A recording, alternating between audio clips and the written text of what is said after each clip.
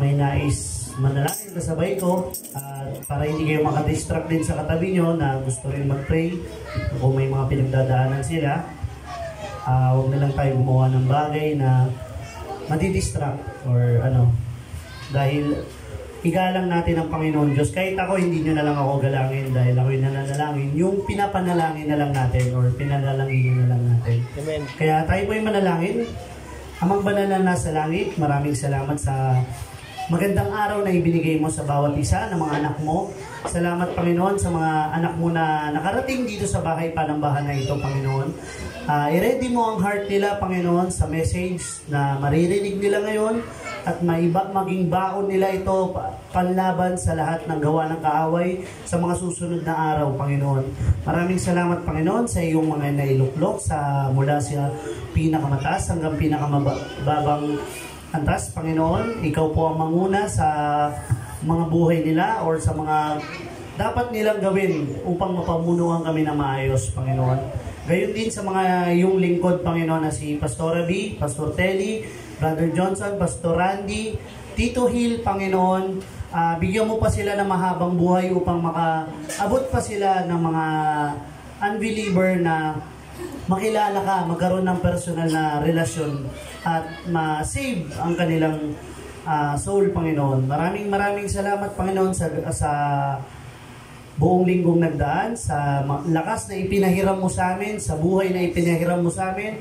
Salamat dahil paiba-iba man ng klima ay narito kami, nakatayo at sasambahan ka at pinaglilingkuran ka, Panginoon, dahil ikaw ang may-ari ng lahat na dapat namin ibalik sa iyo ang dapat para sa iyo, Panginoon. Maraming salamat, Panginoon, muli sa inyong papurit pagsamba in Jesus' mighty name. Amen. Ating lahat.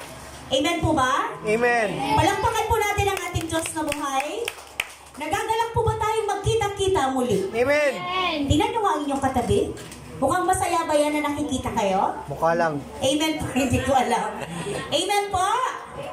Welcome po ulit sa gawain ng Panginoon. Yun po yung dapat nating maramdaman na before Sunday ay ma-excite na po tayo na dumating ang araw ng linggo para magkita-kitang muli. Dahil ito po yung pagkakataon kung saan atin pong naipapahayag, na isi-share natin sa atin pong kapwa-believers, sa atin pong mga kapatid, sa ating spiritual family, na ikaw ay nagtagumpay. Amen po? Amen. Napakahalaga ng pamilya, di po ba? Lagi ko itong binibigyan ng diin kasi kung ano't ano pa man po, wala pong papantay sa kalinga ng isang pamilya. Amen po ba? Kahit anong mangyari, pamilya pa din po talaga ang masarap na nahihingian ng kalinga. Ano pa ba? Pagpapahalaga. Kung sino ka, nabavalue ka ng iyong family, di po ba? Hindi ka lalayo. So, ganun din po sa ating spiritual family. Napakahalaga po na atin po itong mabigyan ng, tawag dito, value po. Mabigyan po ito natin ng pansin. Okay? So, maganda po yung binigay sa atin ng Lord na verse. Kasi marami sa atin, marahil ikaw at ako ay mga nagtatry na maging health conscious. Yung iba may mga New Year's resolution pa na this year magbabawas ako ng timbang, mga ganun, di ba? Lagi naman nag-fail. Nabibigo naman. Nakakatawa nga yung mga nababasa mo sa Facebook, saka na ako magda-diet bukas na. Pagkatapos na nito, di ba? Pagkatapos na yung naharap ko yung mga maraming masasarap na pagkain, next time na lang. Pero hindi talaga nagagawa. Pero yung iba talagang nagsisikap. Yan. Maraming mga magagaya o masusundan na mga form na mga exercise sa Facebook. Tama po ba? Zumba. Ako minsan may ganun eh. Di ba? Yung mga basic lang na mga jumping, mga pang-pa-stretch ng ano, di po ba? Yung konting pawis, manuman lang yung 10 to 20 minutes. Magbigay ka ng time sa katawan mo kasi maganda din yon. Kasi gusto mo nga maging maka-Diyos, gusto mong maglingkod sa Panginoon. Pero paano ka makapag-serve sa Lord kung masakit na yung tuhod mo, di ba? Masakit na balakang mo. Kasi marami ng mataas na yung uric acid mo. Pero kung nag-iingat ka, tama po ba? Kaya nga, di ba? Yung pagsasanay, pag-iingat sa ating katawan ay mahalaga din yan. Magkaakibat yan. Magkakabit yan sa pagiging makadiyos. Dahil ang sabi nga, di ba sa Corinthian ba yun? Na ang katawan mo ay temple ng Holy Spirit. Dahil ay templo yan, dapat mong ingatan. Dapat maging, tawag nito, maging maingat ka din sa mga ipinapapasok dyan. Kasi, pahihintulot ng Diyos na masira yan kung hindi mo yan iingatan o mamahalin o papahalagahan. Pero ang sabi din dyan sa next verse, sabi dyan para kay Timothy, di ba? Na mas may pakinabang ang pamumuhay na makadiyos. Tama po ba yung sinasabi ko? Mas may pakinabang. Andyan pa ba yung verse? Pinalitan mo na ba, anak? Dahil ito'y may pakinabang, hindi lang sa buhay na ito, kundi sa buhay na darating. So, ibig sabihin, dito pa lang, nagsasanay ka na kapatid, tinitrain mo na yung sarili mo na maging spiritual kasi ang ating Diyos ay spirit. Para hindi na tayo nabibigla, hindi tayo nahihirapan. Pagdating ng mga challenge sa buhay, hindi na tayo naninibago sa mga problema, sa mga nababalitaan natin. Di ba? Di ba kadalasan pag may mga nababalitaan tayong pangyayari sa ating mundo, huwag na tayong lumayo, di ba? Sa Pilipinas, iba't iba yung mga nangyayari na ngayon sa mundong pinapahintulot ng Diyos. Hindi ka na kapatid naninibago. Matakot ka man, saglit lang, hindi ka alipin ng takot. Hindi ka alipin ng pangamba kasi alam mo, sinasanay mo na yung sarili mo. Alamin kung ano talaga ang plano ng Diyos sa mundong ito. At higit sa lahat, ano ang plano ng Diyos sa iyo, kapatid? Sa akin at sa iyo, bilang kanyang mga anak. So, meron tayong magandang plano na pinangahawakan ng Lord. Anong verse yun? Jeremiah 29:11.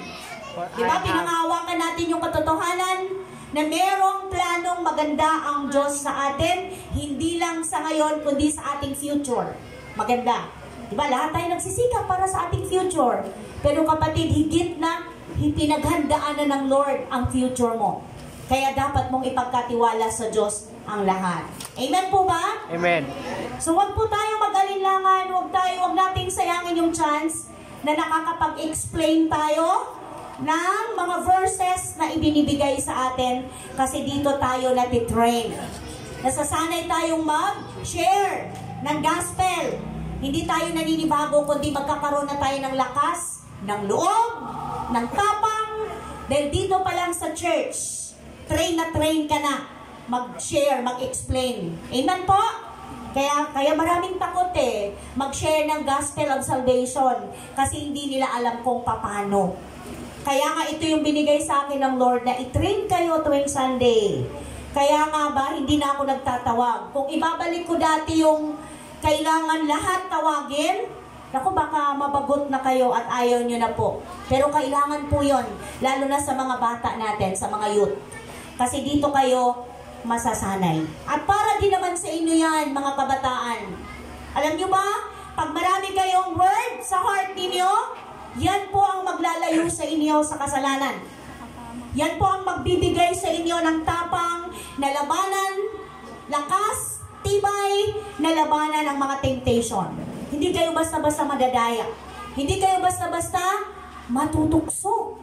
Kasi meron kayong panlaban, which is Word of God. Nagkakaintindihan po? Okay, dadako na po tayo sa ating verse na binigay ng Panginoon ngayon. Maaaring ito'y alam na nating lahat, pero kagaya ng sinasabi ko, i-refresh, hingin sa Lord ang bagong revelation, bagong mensahe, dahil meron po talaga. Sa aklat ng Matthew, andyan na po ba? Chapter 7. Hello, church. Amen. Verse, ano yan? 7. 7 hanggang 11. Tayo po lahat ay tumayo at basahin po natin. Nasa screen yung verse. Kaya please, basahin mo nang naririnig mo yung word, yung verse na yan. Matthew, chapter 7, verse 7 to 11. Sige po. Humingi kayo at kayo bibigyan. Humanap kayo at kayo'y makakatagpo. kumatok kayo at kayo'y pagbubuksan, sapagkat ang bawat humingi ay pagtanggap, ang bawat humahanap ay magkakatagpo, at ang hawatok ay pagbubuksan. Bibigyan ba ninyo ng bato ang inyong anak kapag siya hingi ng tinapay? Bibigyan ba ninyo siya ng ahas kapag siya humingi ng isda? Kung kayo masasama ay marunong magbigay ng mabuting bagay sa inyong mga anak, gaano pa kaya ang inyong amal na sa langit? Bibigyan niya mabuting bagay ang sinumang humingi sa kanya. Pinagpala na po ng Diyos ang pagkabasa ng kanyang salita. Yumuko po tayo sa kanyang presensya at humingi po tayo ng patnubay sa ating pong pag-aaral. Hallelujah! Glorify your name, O God. Pinupuri ka namin, sinasamba ka namin. Salamat, Lord, sa umagang ito, sa oras na ito, Lord God, sa araw na ito na bigay mo po. Salamat, nagtagumpay kami na ilaan ang panahong ito sa aming fellowship, sa aming worship day, dahil napakahalaga na kami ay kumilala na ikaw ang aming Diyos na makapangyarihan sa lahat, na nararapat lamang tumanggap ng aming mataas na pagsamba at pagluwalhati. Salamat, Lord, kami ay nagtagumpay sa lahat ng hamon sa buhay buong week, dahil po sinamahan niyo po kami. Ngayon, kami ay dumadalangin na kami muli ninyong samahan sa pag-aaral po namin ng inyong banal na salita. Marapatin mo nawa, Lord, na bawat word mo na amin pong mapag-aralan ay magrema po ito sa aming mga puso at magbunga po ito ng kababaang loob, pananampalataya sa inyo, at paglago at pagtibay ng aming relasyon sa inyo.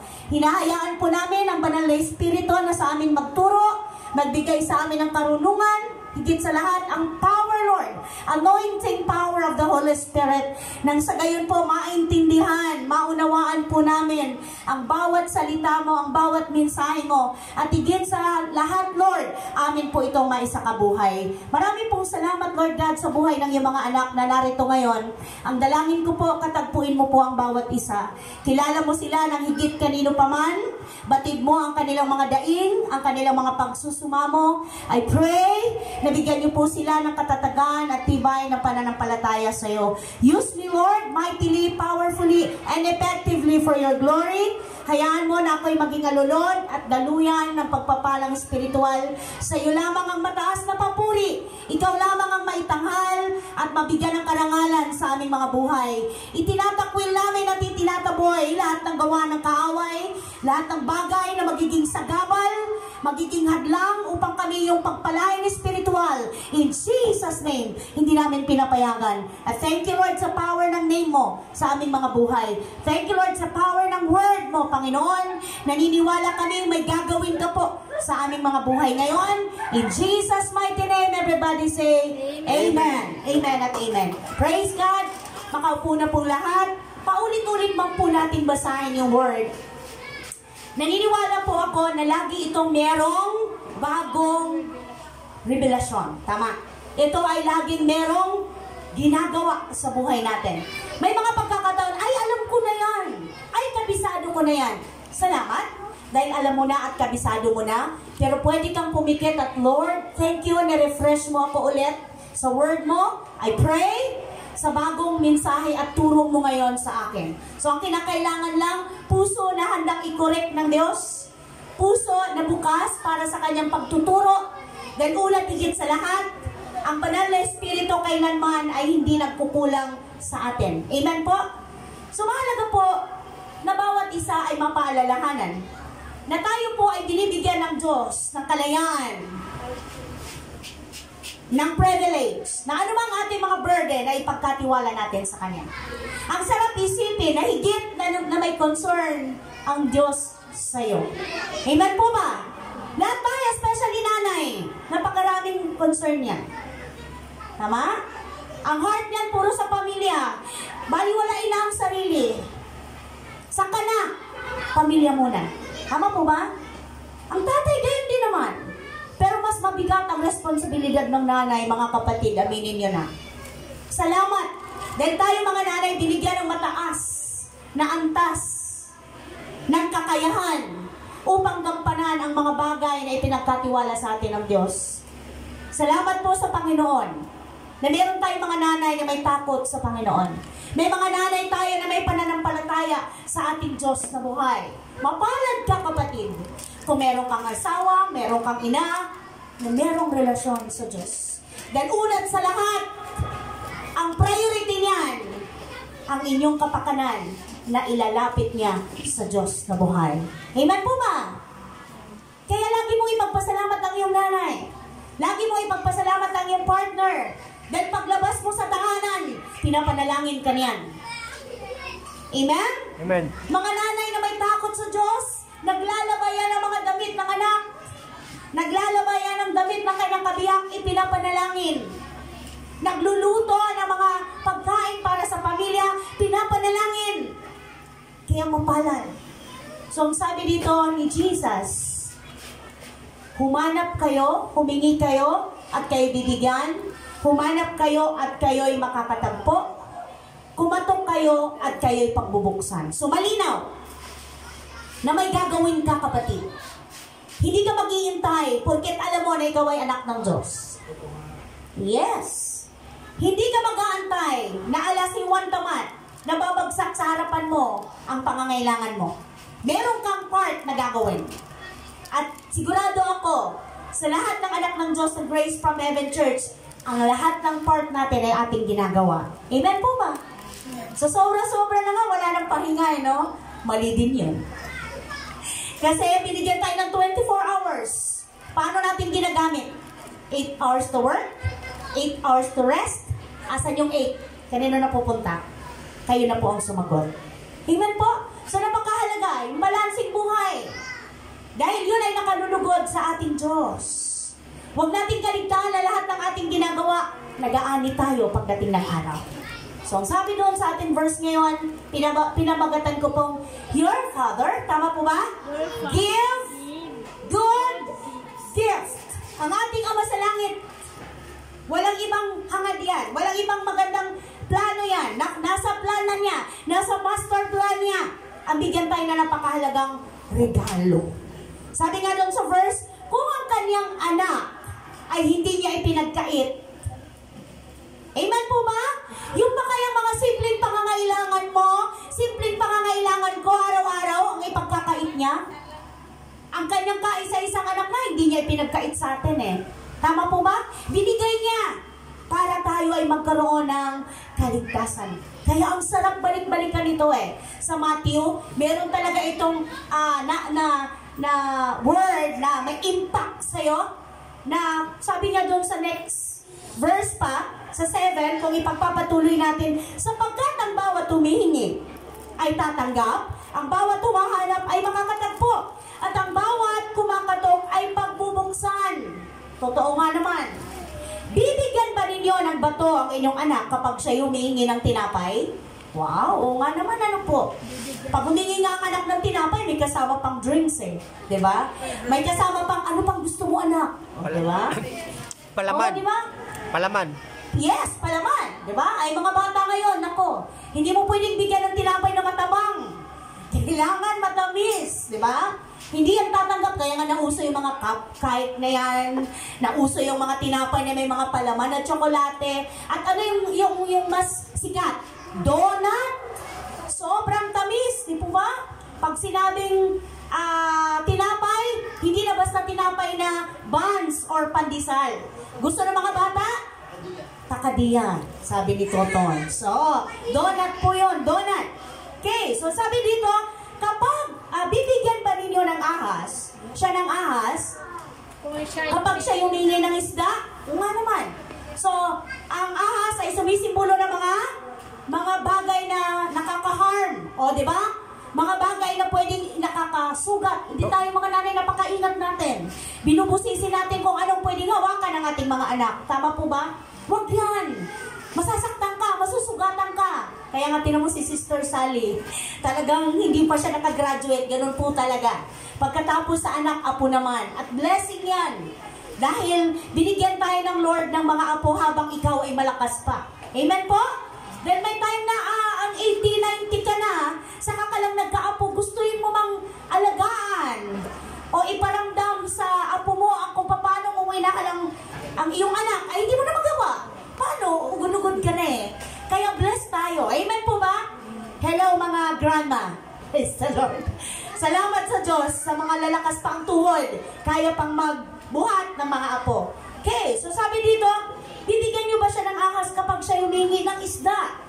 Sa 11, tingnan niyo mga kapatid, kung kayong masasama, marunong magbigay ng mabubuting bagay sa inyong mga anak, gaano pa kaya ang inyong amang nasa langit? Bibigyan niya ba ng mabubuting bagay? Bibigyan niya ng mabubuting bagay ang sino mang humihingi sa kanya.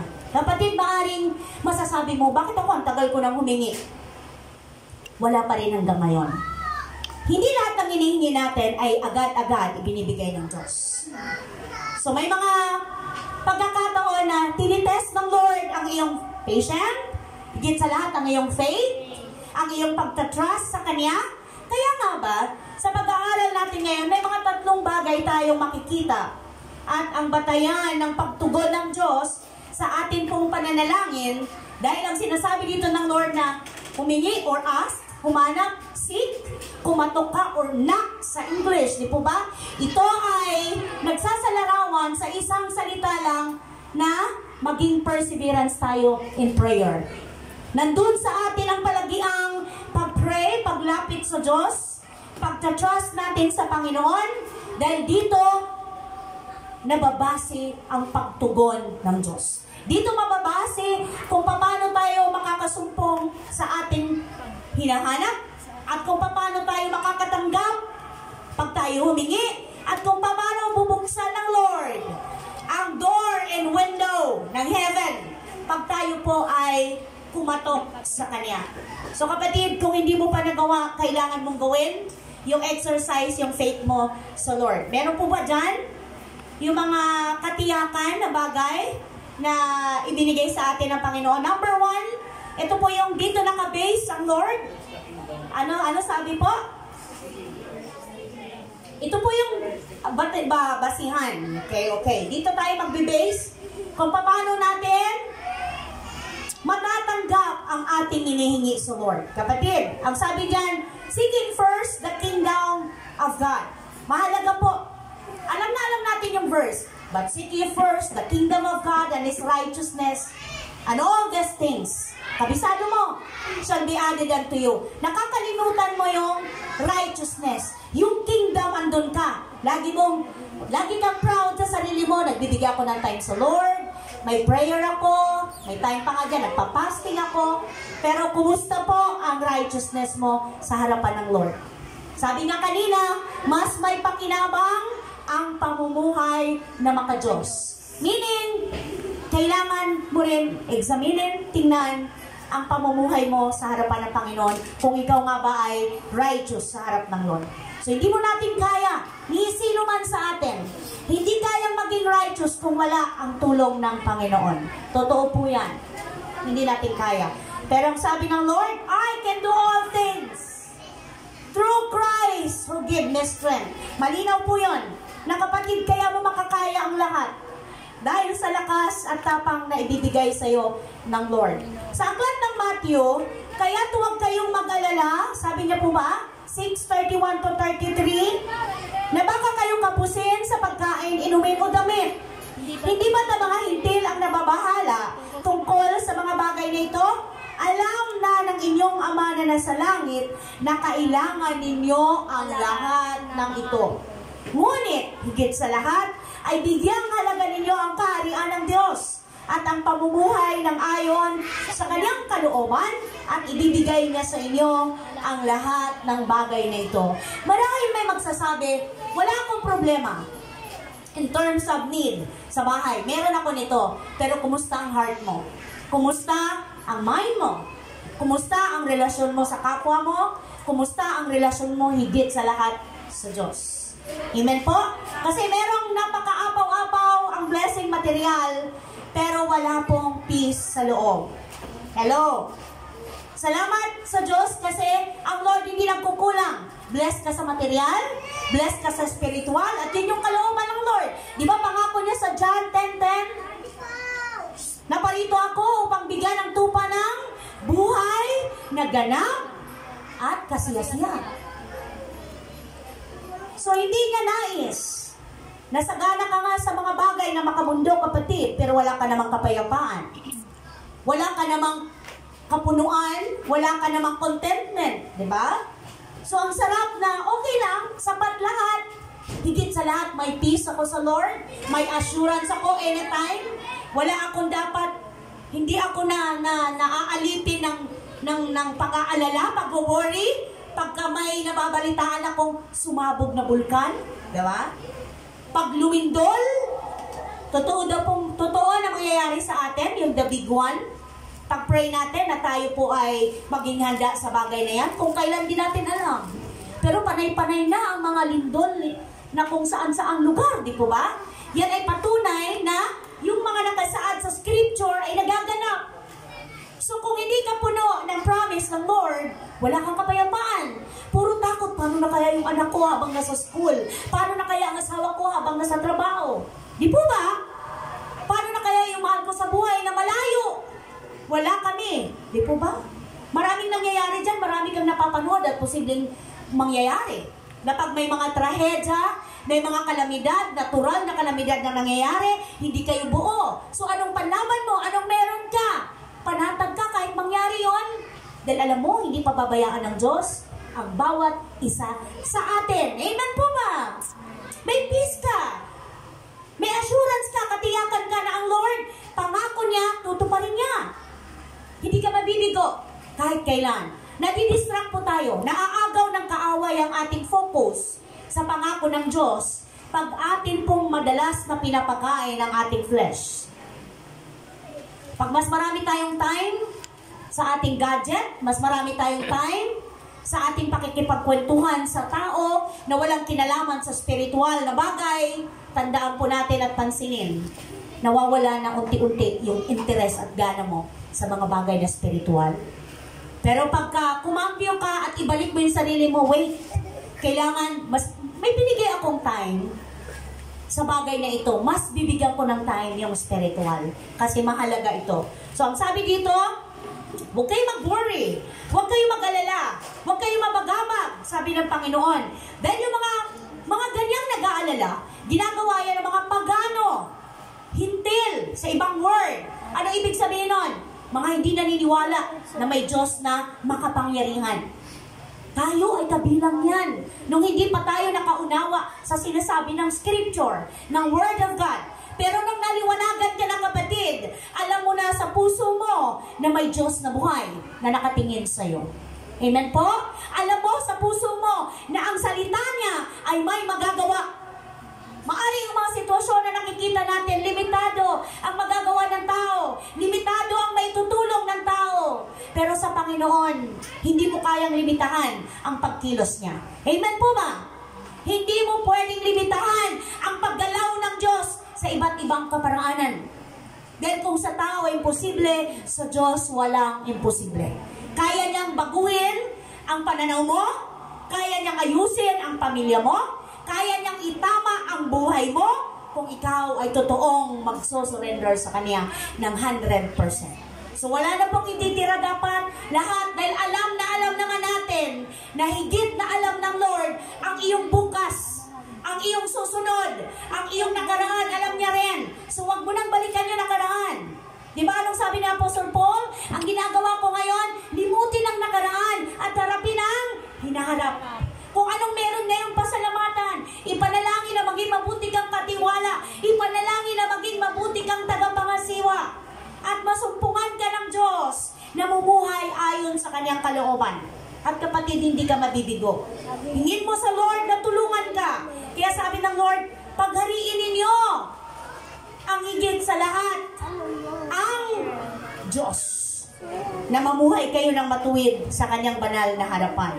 May next verse pa po tayo. Matthew 19, meron po ba? 19, verse 29. Ang sabi niya dito, kapag iniwan ni naman ang kanyang tahanan, mga kapatid na lalaki at babae, ama, ina, asawa, mga anak, mga lupain, alang-alang sa akin, ay tatanggap siya ng 100 ibayo at pagkakalooban siya ng buhay na walang hanggan. So anong ibig sabihin yan?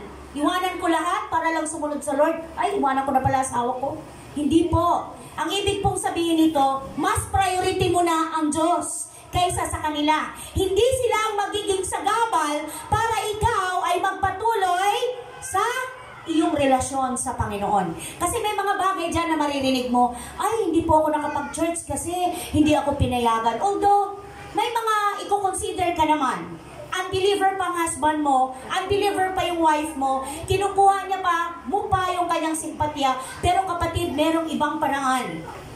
Hindi lang Sunday, may Bible study, may prayer meeting, na kung saan wala siya, at doon ilalahad mo ang iyong burden. Amen? Ipag-pray po natin ang aking kabiyak, ipag-pray po natin ang aking partner, na dumating ang point na umayon siya, na dumating ang point na kung paano ako hinipo ng Lord, hipuin din siya. Amen po ba? Na maintindihan din niya ang word na mahalaga, na ang kailangan pala ng tao ay relasyon. Na maintindihan niya ang katayuan natin bilang makasalanan, na hindi pwedeng bayaran ng anumang kabutihan, ng anumang mga bagay na mababait ka man, mabuti ka man sa iyong kapwa. Ang sabi sa Isaiah, kapatid, basahan lang yan lahat sa harapan ng Ama. Kung wala kang relasyon kay Christ, lahat ng ginawa mong mabuti dito sa mundo, wala yan. Maiiwan. Ang tinitingnan ng Lord sa akin at sa iyo, ang tinitingnan ng Ama ay si Jesus, kung nandyan na yan, nakapwesto sa puso mo. Nagkakaintindihan po ba? As long as alam mo na ikaw ay nasa tamang direksyon, nasa tamang relasyon sa Diyos, mag-stand ka, kapatid. At hingin mo sa mga kapatiran, ipanalangin niyo po ang aking anak, ang aking asawa. Kasi meron din dyan mga mami, ay, hindi po ako maka-attend dahil wala pong nag-aalaga. Bitbitin mo. Tama po ba?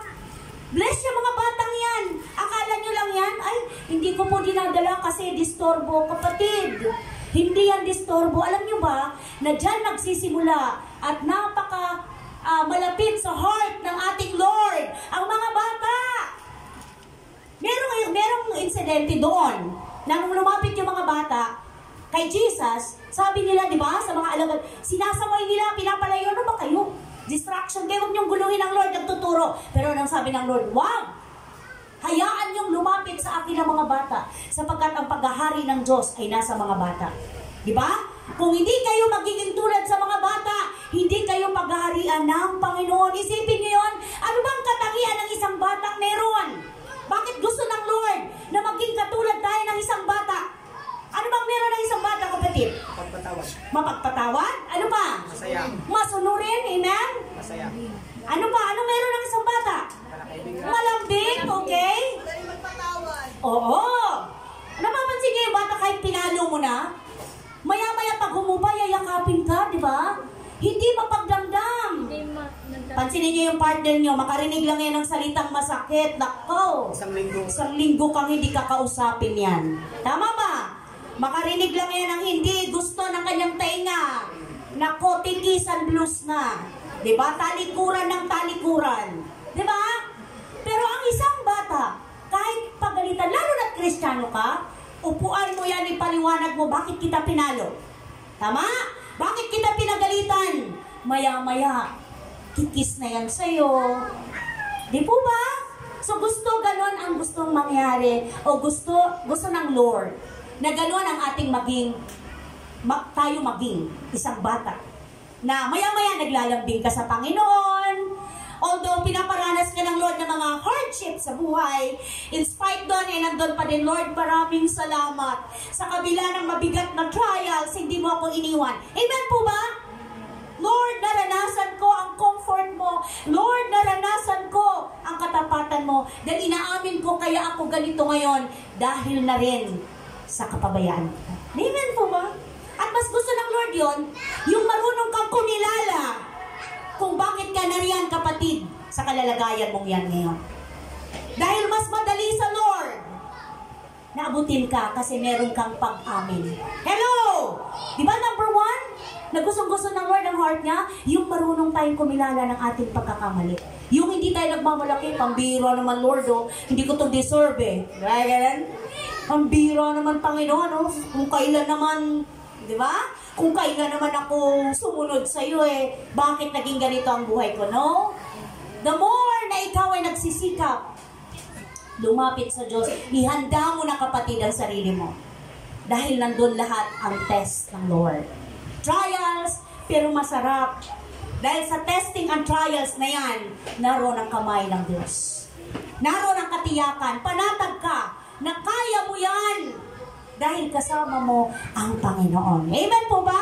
Palakpakan po natin ang ating Diyos na buhay. Praise the Lord. At last verse, napakaganda nito. 37 ang awit. Kinakanta to Nino. Huwag kang mabalisa. Dahil sa masama. Di ba? Kinakanta niya lagi yun. Huwag mong kainggitan, liko nilang gawa. Awit 37. 37 Oo, huwag kang mabalisa dahil sa masama. Huwag mong kainggitan, liko nilang gawa. Katulad ng damo, sila'y malalanta. Tulad ng halaman, matutuyo sila. Umasa ka sa Diyos, ang mabuti gawin, at mananahan kang ligtas sa lupain. Kaya uwi mo hanapin ang kaligayahan at ang pangarap mo'y iyong makakamtan. Sarap, di ba? Thank you, Lord. Dahil hindi ako naghahanap sa hangin, hindi ako nangangapa. Amen? Thank you, Lord, na lahat ng sipag, lahat ng sakripisyo, lahat ng hirap ko, meron kang bas-bas. Hindi sayang. Amen po ba? Mai-enjoy ko lahat ng bunga ng aking pagpapagal. Mai-enjoy naming lahat ang bunga ng pagpapagal ng aming tatay, ng aming padre de pamilya. Amen po ba? So lahat yun masarap isipin. Next po, ito yung basihan para atin pong matanggap, mahanap, ano pa ba? At mabuksan yung window and door ng heaven. Recognizing God's fatherly goodness and love. Tama po ba? Matthew 6. Nag-focus ako sa Matthew habang nag-aaral ako. Kasi magaganda yung mga promises dyan na muling pupukaw sa ating pagtitiwala sa ating Panginoon. 7 and 8. Tama po ba ako? Chapter 6, 7 and 8. Ang sabi niya, sa panalangin ninyo'y, tama po ba? Huwag kayong gagamit ng maraming salita ang walang kabuluhan. Gaya ng ginagawa ng mga hintil. Akala nila pakikinggan sila ng Diyos dahil sa haba ng kanilang sinasabi. Huwag ninyo silang tularan dahil alam na ng inyong amang nasa langit ang inyong kailangan bago pa ninyo ito hingin sa Kanya. So may mga taong gusto nila makita sila ng publiko na napaka-religyoso naman talaga ng taong yan. No. Alam mo, ang pagiging reliyosong tanggap ng Lord, yung tumutulong ka sa kapwa na hindi mo ina-announce. Tama ba? Yun yung sabi sa Bible. Pag nag-reach out ka ng mga tao na hindi mo na kayo, alam mo, tinulungan ko siyan. Uy, alam mo ba? Inabutan ko si ganyan. Huwag na! Hayaan mo na ang Lord at ikaw ang nakakalam. At ang Diyos ang magbibigay sa'yo ng reward.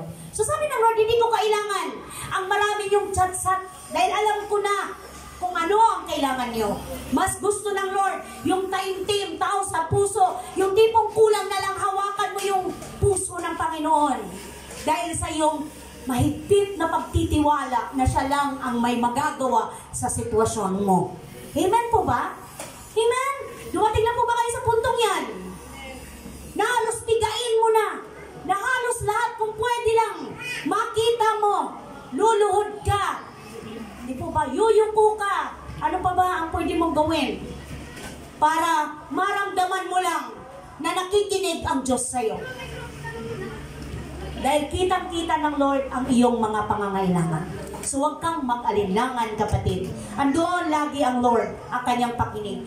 Isa bang verse sa John? Meron ba? 1? Ano po? Sa aklat ng Juan, chapter 15, verse 16. Ano pong sabi dyan? Hindi kayo ang pumili sa akin. Ako ang pumili sa inyo. Hinirang ko kayo upang kayo'y humayo at magbunga at manatili ang inyong bunga. Sa gayon, ang anumang hingi ninyo sa Ama, sa aking pangalan ay ibibigay ko sa inyo. Wow! Thank you, Lord! Kahit hindi mo ako pinili, salamat pinili mo ako, Panginoon. At ang pagpili mo sa akin, inaasahan mo na ako ay magbunga. So anong bunga mo? May bunga ka na ngayon. Kung dati-dati nagpipray ka lang kung kailang kakain, ngayon marunong ka na mag-pray sa lahat ng sandali ng buhay mo.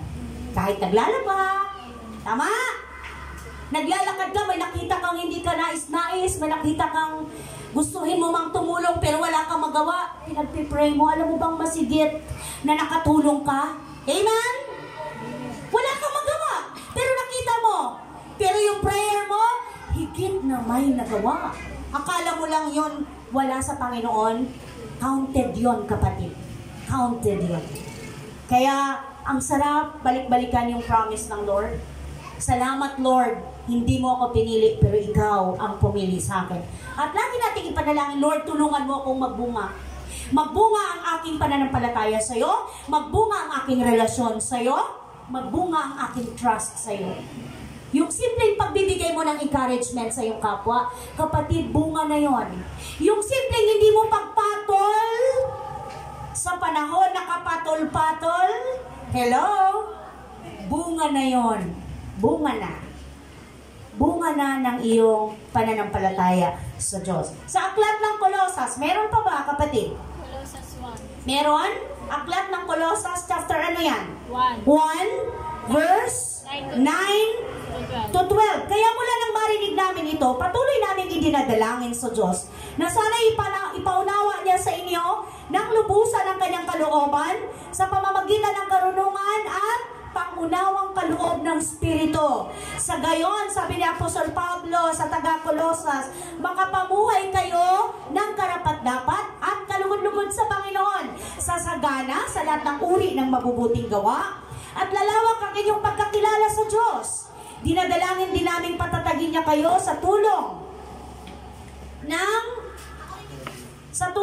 ano yan? Sa tulong ng kanyang, asan ako?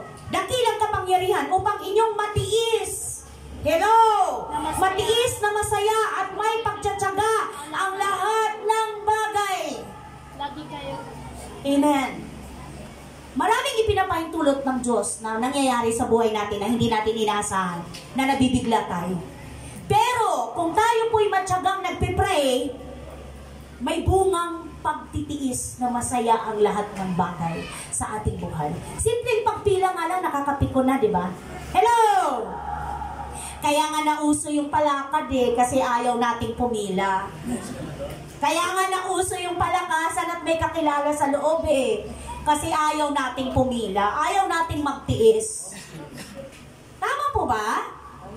Tayo mga Kristiyano, pag gusto natin mai-apply ang mga sinasabi ng Word, pag alam mong pipila ka, maghanda ka na ng babasahin. Hello! Magdala ka ng mga booklet na may kinalaman sa spiritual para hindi ka mainip. Isusulat mo doon lahat, magulat ka na lang, uy, malapit na ako. Kasi po ginagawa ko yun. Nagugulat na lang ako, ang dami ko na palang nababasang libro. Pag pumupunta ako sa Manila Water, sa Meralco, sa mga co-op na pagkahaba ng pila, sa munisipyo, saan pa? Magbaon po tayo ng babasahin. At huwag kalimutan yung 4 na mata, baka kailangan kagaya ko. Kasi kahit may babasahin ka, pag wala yung ika-4 na mata, hindi mo mabasa. Ano ba yan? Tama po ba? Para hindi ka inaantok. Pag inantok ka, nakatulog ka na, nagpasan ka na ng 10. Yan, nainis ka lalo. Bakit naunay naka 10 na?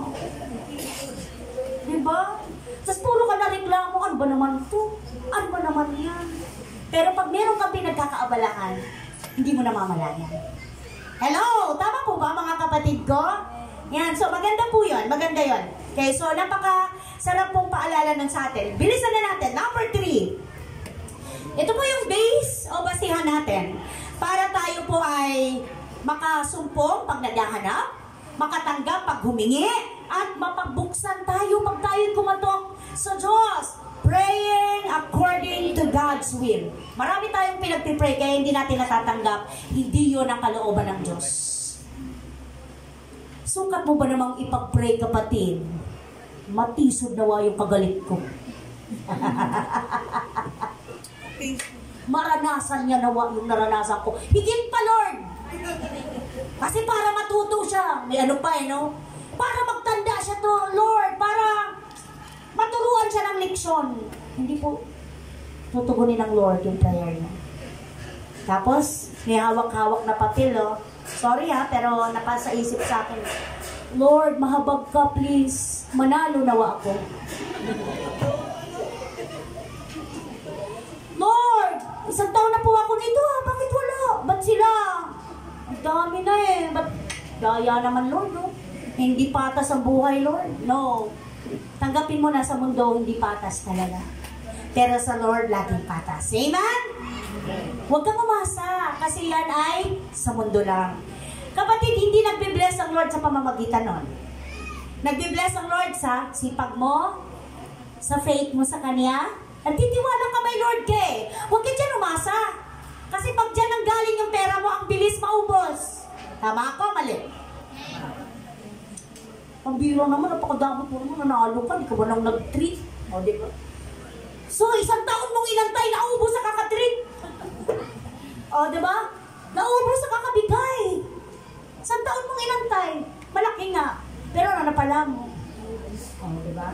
Tapos pag nabalitaan mo pa, siya naman ang nagkaroon dahil doon, hindi ka nabigyan sa sama loob. Hindi hira, nung nagkaroon ako, lahat sila kilala ako. Diba? Tapos kung sila nagkaroon, hindi na ako kilala. Hello! Yun ang katotohanan ng mundo.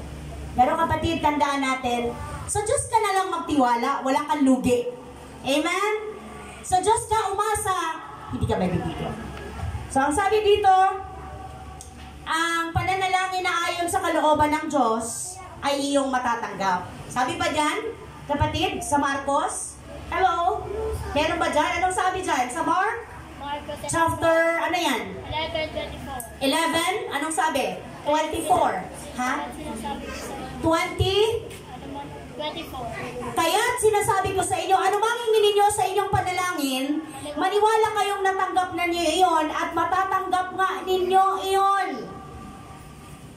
So Lord, tulungan mo akong magtiwala sa iyo, na hindi ako nakatingin sa nakikita ko, sa nadadama ko, hindi ako doon didepende. Hindi ako didepende sa dumadating sa akin. Didepende ako sa blessing mo. Kasi i-bless mo rin yung pinanggagalingan nung mapupunta sa akin. Amen po? So lahat yun, pagkalooban ng Lord, hindi kayo mabibigo. May verse pa ba? 1 John, meron ba? 1 John chapter ano yan? 5 verse 30 to 15. 13? 15. Okay. Sinusulat ko ito sa inyo upang malaman ninyo na kayo'y sumasampalataya sa anak ng Diyos ay may buhay na walang hanggan. May lakas loob tayong lumapit sa Kanya dahil alam nating ibibigay niya ang anumang hingin natin kung ito'y naaayon sa Kanyang kalooban. At dahil alam nating pakikinggan niya tayo, alam din nating ibinibigay niya ang bawat hinihingi niya sa atin. Amen po? Number 4. Malapit na po. Isa na lang. Ito pa rin po yung isang basihan. 5 yan Ano po yung nandyan? Maintaining fellowship with Christ. Mga kapatid, napaka-importante. Ma-maintain natin ang ating fellowship with Christ. At yan po ay ikaw lang at ang Diyos ang nakakaalam. Kahit nagda-drive ka, naliligo ka, umuupo ka sa trono, kung gusto mong kausapin ng Lord, kasi gusto mong ma-maintain ang relasyon ninyo, gawin mo, kapatid. Mas masarap, di ba? Meron kang gustong hingin sa Diyos, ang Lord, hindi siya nakukulitan. Mas gusto niyang makulit ka. Okay lang yan. Mas okay yung maya-maya, panay-panay, na inilalakad mo sa harapan ng Lord ang iyong concern. Dahil yun ang gusto talaga ng ating Diyos na buhay. So, andyan yung verse sa Luke 15:7. Ano bang sabi niya sa Luke? Sinasabi ko sa inyo. Sinasabi ko sa inyo. Sige po. Magkakaroon ng higit ng kagalakan. Kagalakan. Dahil sa isang makasalanan tumatalungkod sa kasalanan. Amen. Na siyam na matuwid na di nang kailangan ng isip. Amen. So sabi niya dito, sinasabi ko sa inyo, magkakaroon ng higit na kagalakan sa langit dahil sa isang makasalanang tumalikod sa kasalanan kaysa sa siyam na matuwid na di nangangailangang magsisi. Ang ibig sabihin kasi may mga tao na feeling secured na sila, na overwhelmed na sobrahan na. Okay na, secure na ako. Hindi na lumalapit sa Lord, hindi na nagtitiwala. Pero alam mo, ino-honor ng Lord Lord ang maya-maya mong paglapit sa Kanya. Maya-maya mong paghingi ng tawad. Dahil sa totoo lang naman po, maya-maya tayo nagkakamali. Tama? Isip, salita, kilos. Alam ng Diyos yun. Hindi ka nga nagsalita, pero sa isip mo, mayroon ng namumuong plano na hindi maganda. Ang Diyos, alam niya. Amen? So, lapit. Kasi it's a form of fellowship sa Panginoon.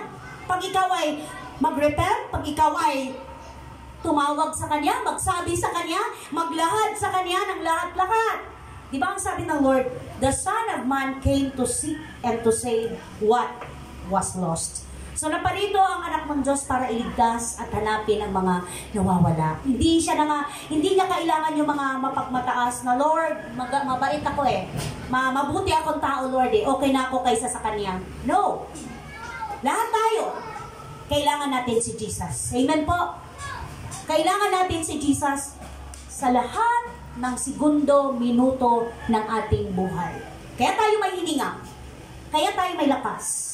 Higit sa lahat, kapatid, kaya tayo may eternal life dahil kay Jesus. So, pasalamatan natin ang Lord. Last, number 5. Saan tayo nagbabase na matatanggap natin ang ating hinihingi? Obeying Christ. Makakahanap tayo pag tayo, makakasumpong tayo pag tayo naghahanap, at pagbubuksan tayo pag tayo kumatok.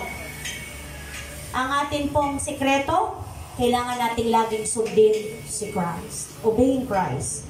So, dyan sa atin pong supporting verse, saan yan, Giselle? 1 John 22 and 24. Tinatanggap natin ang anumang ating hilingin sa Kanya dahil sinusunod natin ang Kanyang mga utos at ginagawa ang nakalulugod sa Kanya. Ito ang Kanyang utos. Sumampalataya tayo sa Kanyang anak na si Jesucristo, magmahalan tayo gaya ng inuutos ni Kristo sa atin. Ang sumusunod sa mga utos ng Diyos ay nananatili sa Diyos at nananatili naman sa Kanya ang Diyos. At nalalaman natin nananatili siya sa atin sa pamamagitan ng Espiritong ipinagkaloob niya sa atin. Sa isang salita, kapatid, anuman ang sitwasyon mo, mabibigat man ang problema, huwag kang humiwalay sa Diyos. Still, manatili ka sa kalinga niya. Amen po? Kahit gaano kakomplikado yan, ang Lord ang higit mong kailangan. Amen po? Nagbibigyan natin ng panahon lahat. Lahat may oras tayo, pero tanungin mo sarili mo, nagbibigay ba ako ng panahon sa relasyon ko sa Diyos? Nagbibigay ba ako ng panahon sa spiritual kong buhay? Kasi walang question doon Nabibigyan mo lahat. Responsibilidad mo, duty mo, sa lahat, sa sarili mo, lahat. Ginagawa mo para lang magampanan. Kumusta ang relasyon mo sa iyong Diyos na makapangyarihan? Na siyang may-ari ng iyong buhay. Anytime na pag kinuha yan, kumusta sa pagharap mo sa Kanya? Amen? So sa pagtatapos po natin mga kapatid ko sa pananampalataya, iiwan ko po ang verse na ito sa aklat ni Juan. Anong chapter yan? 16. 16, anong verse? 23 and 24. Sa araw na yon, hindi na ninyo kailangang humingi sa akin. Pagkatandaan ninyo, ano mang hingin ninyo sa Ama at sa aking pangalan, ay bibigay niya sa inyo. Hanggang ngayon, wala pa kayong hinihingi sa Kanya sa aking pangalan.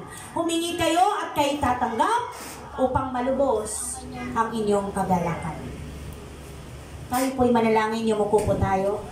Amang banal na makapangyarihan sa lahat, sa pangalan po ng iyong anak na si Jesus. Marami pong salamat sa bawat salita mo na aming napag-aralan. Salamat po sa katotohanan napakapalad namin. Dahil meron kaming Diyos na mahihingian, kami ay tatanggap. Meron kaming paghahanap, makakasumpong kami. At kami kakatok, pagbubuksan niyo po kami, Panginoon. Tulungan niyo po kami na ang lahat naming napag-aralan ay magsikap kaming maisakabuhay sa tulong ng Holy Spirit. Dahil dito kami lalago, dito kami titibay, dito magiging mabunga ang aming relasyon sa inyo. Panginoon, kayo po ang kumumpleto ng mensaheng ito sa puso ng iyong mga anak. Tulungan mo sila na lalo pang i-value, Lord. Pagyamanin pa ang bawat word sa kanilang mga puso. Salamat sa faith nila sa iyo. Thank you, Holy Spirit. In Jesus' mighty name, lahat ng bless magsabi ng Amen. Amen. Praise God.